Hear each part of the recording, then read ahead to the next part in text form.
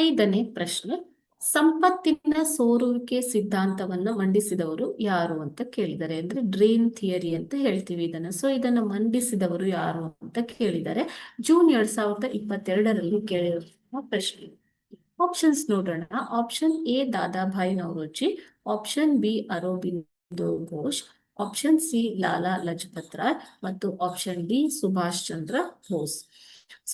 ಸಂಪತ್ತಿನ ಸೋರುವಿಕೆ drain theory ಅಂತಂದ್ರೆ ಭಾರತದ ಸಂಪತ್ತು ಇಂಗ್ಲೆಂಡಿಗೆ ಸೋರಿ ಹೋಗ್ತಾ ಇರುವುದನ್ನ ಇವರು ಅಬ್ಸರ್ವ್ ಮಾಡಿದ್ರು. ಓಕೆನಾ. ಸೊ ಇವರು ಕಂಡು ಹಿಡಿದ್ಬಿಟ್ಟು ಜನರಿಗೆ ಇದರ ಬಗ್ಗೆ ತಿಳುವಳಿಕೆಯನ್ನು ಮೂಡಿಸೋದಿಕ್ಕೆ ಪ್ರಯತ್ನ ಪಟ್ರು ಮಕ್ಕಳು. ಇದನ್ನೇ ಸಂಪತ್ತಿನ ಸೋರುವಿಕೆ ಅಂತ ಕರೀತಾರೆ. ಅದೇ ರೀತಿಯಾಗಿ ಭಾರತದಲ್ಲಿ ಮಿಲಿಟರಿ, ಸೈನಿಕ ಮತ್ತು ಆಡಳಿತ ವೆಚ್ಚಗಳನ್ನ ಭಾರತೀಯರೇ ವಹಿಸಬೇಕಾಗಿತ್ತು. ಇವೆಲ್ಲವುಗಳಿಂದಾಗಿ ಭಾರತದ ಸಂಪತ್ತು ಇಂಗ್ಲೆಂಡಿಗೆ ಸೋರಿ ಹೋಗ್ತಾ ಇತ್ತು. ಸೊ ಇದನ್ನ ತಿಳಿಸಿದವರು ಅಥವಾ ಮಂಡಿಸಿದವರು ದಾದಾಭಾಯಿ ನವರೋಜಿ ಅವರು. ಆಪ್ಷನ್ ಎ ದಾದಾಭಾಯಿ ನವರೋಜಿ ಸರಿಯಾದ ಉತ್ತರ. ಇವರು ಮಂದಗಾಮಿ ನಾಯಕರಾಗಿದ್ದಂಥವ್ರು, ಮಂದಗಾಮಿ ಹೋರಾಟಗಾರರಾಗಿದ್ದಂಥವ್ರು.